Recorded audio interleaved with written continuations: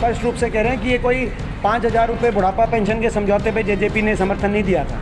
एक दूसरे को लूट की छूट हरियाणा में करने पे समझौता दिया था, लूट की छूट का समझौता था। माइनिंग का महकमा कौन से मंत्री की बीजेपी के पास है कि जेजेपी के पास है, ये हम नहीं कह रहे, कोर्ट कह रहे हैं माइनिंग में, ये हम नहीं कह रहे। ये दादा गौतम बता रहा है कौन कितना जिम रहा है, ये हम नहीं कह रहे। ये डॉक्टर अरविंद शर्मा कह रहे हैं कि भाई आप डॉक्टर अरविंद शर्मा कह रहे हैं कि भाई ये हम कहें तो आप हमारी बात मत मानना, मगर उनके सांसद और विधायक डॉक्टर अरविंद शर्मा कह रहे हैं कि 350 करोड़ रुपए कौन बीच में खा गया, मुख्यमंत्री जी आप पता करो।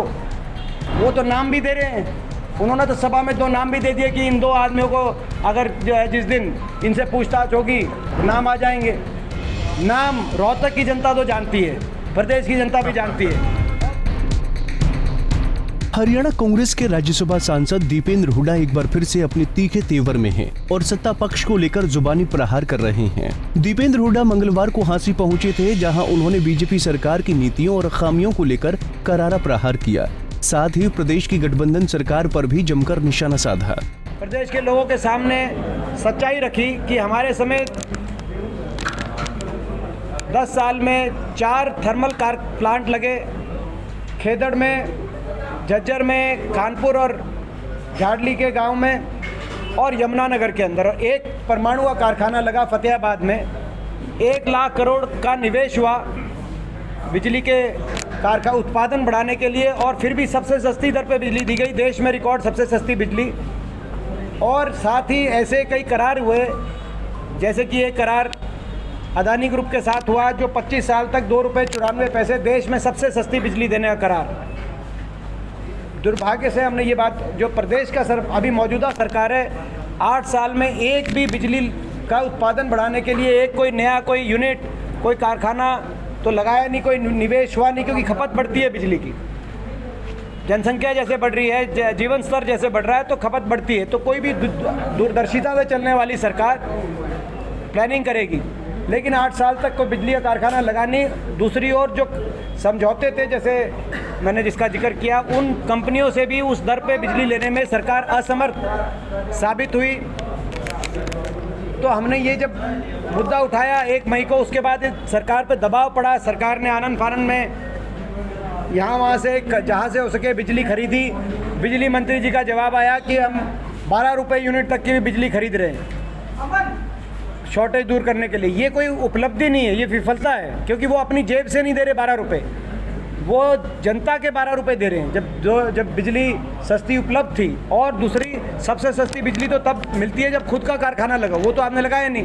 अब आप मजबूर हो गए, अब आपको हरियाणा का बजट पहले ही कितना कर्जा चढ़ा हुआ है और बोझ लादते हुए तो ये बिजली का शुल्क है। हमारी दूसरी मांग है कि भर्ती खोले सरकार।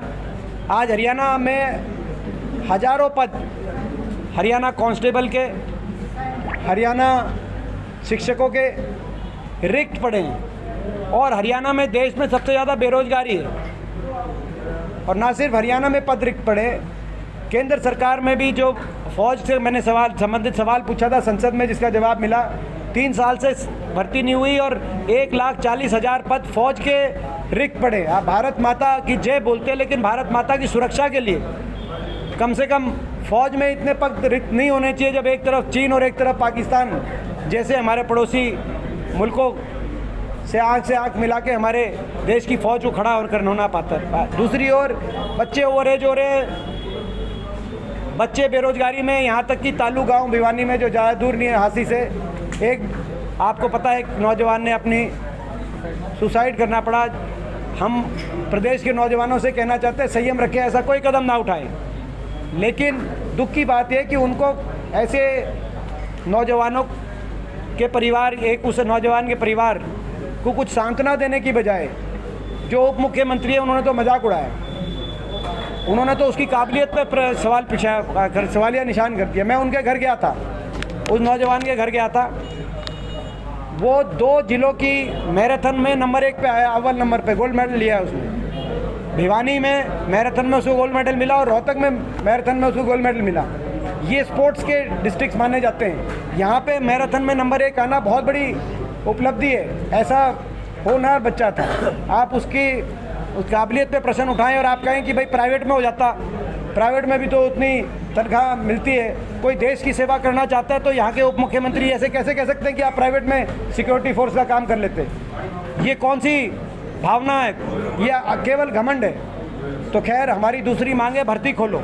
ये कांग्रेस शीर्ष नेतृत्व का भी, हमारे प्रदेश में हमारे पूर्व मुख्यमंत्री हुड्डा साहब का भी और प्रदेश अध्यक्ष उदय भान जी का भी ये प्रयास है कि कांग्रेस सभी को मान सम्मान देकर सभी को साथ लेके चले। सभी का कांग्रेस में एक स्थान है, सभी की एक साख है, सबको साथ लेके चलने का हमारा प्रयास है। ये अगले 2 से 3 महीने में। तो इसके अंदर पुराने कार्यकर्ता आगे बढ़ाएंगे? देखो, दोनों ही चीज़ें चलती हैं। पुरानों को भी मान सम्मान बिना दिए कोई पार्टी आगे नहीं बढ़ सकती। मगर बहुत से यूथ हैं जो युवा कांग्रेस में भी पीछे चुनाव भी हुए थे। ये केवल विपक्ष कहे, हमने तो एक बात स्पष्ट रूप से कह रहे हैं कि ये कोई 5,000 रुपये बुढ़ापा पेंशन के समझौते पे जेजेपी ने समर्थन नहीं दिया था। एक दूसरे को लूट की छूट हरियाणा में करने पे समझौता दिया था। लूट की छूट का समझौता था। भाई, शराब का महकमा किसके पास है, कैसे लूटें? रजिस्ट्री का महकमा किसके पास है, कैसे लूटें? एयरपोर्ट का महकमा किसके पास है, कौन वहाँ पे किले खरीदेगा, कौन? ये लूट की छूट का एक समझौता था। माइनिंग का महकमा कौन से मंत्री की बीजेपी के पास है कि जेजेपी के पास है? ये हम नहीं कह रहे, कोर्ट कह रहे हैं माइनिंग में। ये हम नहीं कह रहे, ये दादा गौतम बता रहा है कौन कितना जिम रहा है। ये हम नहीं कह रहे, ये डॉक्टर अरविंद शर्मा कह रहे हैं कि भाई, आप डॉक्टर अरविंद शर्मा कह रहे हैं कि भाई ये हम कहें तो आप हमारी बात मत मानना। मगर उनके सांसद और विधायक डॉक्टर अरविंद शर्मा कह रहे हैं कि 350 करोड़ रुपए कौन बीच में खा गया, मुख्यमंत्री जी आप पता करो। वो तो नाम भी दे रहे हैं। उन्होंने तो सभा में 2 नाम भी दे दिए कि इन 2 आदमियों को अगर जो है जिस दिन इनसे पूछताछ होगी तो नाम आ जाएंगे।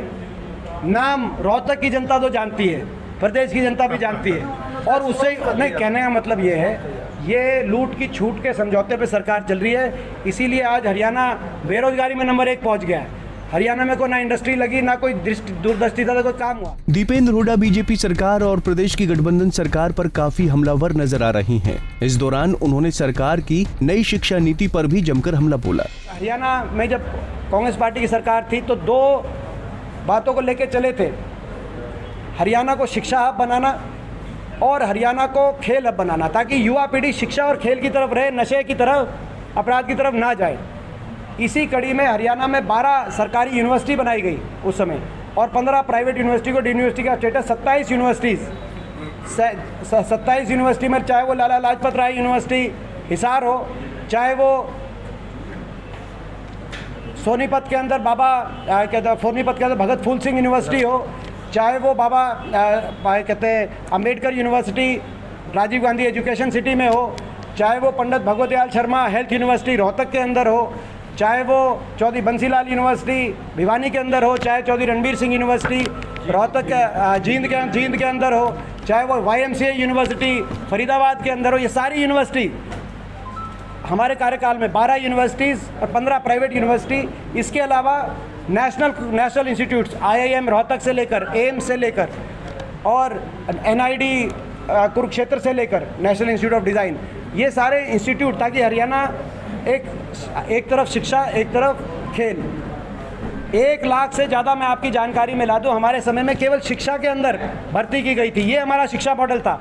देश में कहीं इतनी भर्ती शिक्षा एक महकमे में नहीं की गई, 1000 से ज़्यादा। इन्होंने तो 8 साल से JBT ओवरेज हो के भर्ती नहीं करी। ये सर दुर्भाग्य की बात यह है कि आज वो जो हरियाणा जो शिक्षा और खेल का हब बनता था, उस हरियाणा में खिलाड़ियों को सड़क पे आना पड़ रहा है अपने वो पिछली सरकार की नीतियों के लिए, और बच्चों को सड़क पे आना पड़ रहा है अपने स्कूलों की हालत को सुधारने के लिए। ये इनकी शिक्षा नीति। सर, टेबलेट बांट दिए और इसीलिए है बच्चों को टेबलेट बांट दिया, बस किताबें नहीं होगी। और जो स्थिति है वो मेरे को बताने की जरूरत नहीं। भाई, कोई तो कारण हो रहा होगा, कोई। मैं कह रहा हूँ कि ये छोटी विफलता नहीं है। बेरोजगारी में देश में सबसे सारे प्रदेशों को पीछे छोड़ना बहुत बड़ी मतलब ये मैं इसको विफलता कहूँ या मैं सार्कास्टिक तरीके से कहूँगा, इसको दूसरी तरीके, ये कोई साधारण उपलब्धि नहीं है ये। उन्होंने कहा कि आज हरियाणा बेरोजगारी में नंबर 1 पर पहुंच गया है। तो ये सरकार की कोई साधारण उपलब्धि नहीं है। नई शिक्षा नीति को लेकर दीपेंद्र हुड्डा ने कांग्रेस कार्यालय की तुलना बीजेपी के कार्यालय से की और कहा कि हमारी सरकार के कार्यकाल के दौरान विश्वविद्यालय बनाए गए हैं, लेकिन गठबंधन सरकार अब तक ऐसी कोई परियोजनाओं की शुरुआत नहीं की है। बता दें कि दीपेंद्र हुड्डा हांसी में कांग्रेस कार्यकर्ताओं को 29 मई को फतेहाबाद में होने वाले विपक्ष आपके समक्ष कार्यक्रम का न्योता देने पहुंचे थे। हांसी से संदीप सैनी, पंजाब केसरी टीवी। हमसे जुड़े रहने के लिए हमारे YouTube चैनल को सब्सक्राइब करें और नई वीडियो की नोटिफिकेशन के लिए बेल आइकॉन को दबाएं। अगर आप ये वीडियो Facebook पर देख रहे हैं तो लाइक जरूर करें और ज्यादा से ज्यादा शेयर करें। धन्यवाद।